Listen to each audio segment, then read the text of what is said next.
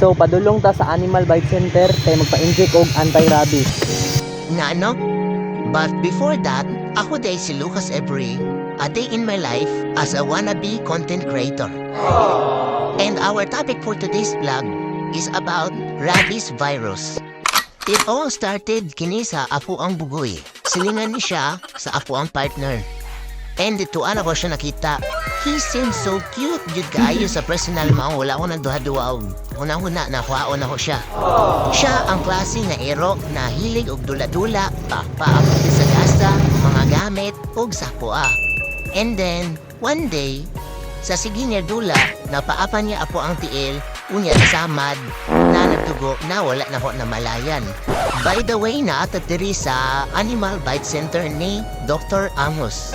I really recommend this clinic dire sa Astorga proper, Davao del Sur. Ang mga tao diri sa clinic ni Dr. Amos is mga friendly kaayo, especially Dr. Amos, grabe kabuutan. They provide a really good service and also they are treating every customer like family. Especially Dr. Amos is an skillful doctor o masaligan jud kaayo.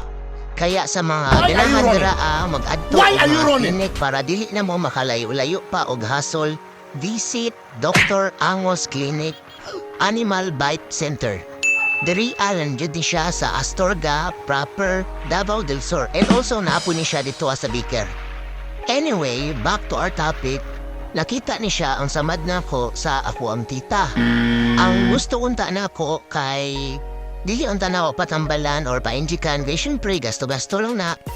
And sa apo ang perspective, dili man din mahibala ng hero og nahabay rabies virus or wala.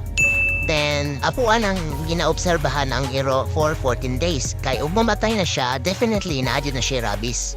Kay sa apo ang pagkahibalan, kasagaran makuha nila ang mga rabies sa wild animal like raccoon, kalimot ko, unsa pamandiraa. Ang kasabihan na dili tinuod kay ito'y o bagong panganak ni ito'y kay automatic na anay rabies. Dili din na tinuod. Ang rabies kay virus din na siya na makahawa apon tahay. Ang wild animal na naay rabies na paakanya imuhang ito'y. So automatic, mahawaan din na siya sa rabies atong wild animal. So, mo na di ko ka-sure nga nabatay rabies ako ang ito'y or wala. Pero nakitaan man sa ako ang papa and gisiguro niya na maindikan ko kay syempre for safety na lang bud nato. And yep, second dose na ko ni siya karon. Then mubalik na bud ko sa 30. So see you and thanks for watching.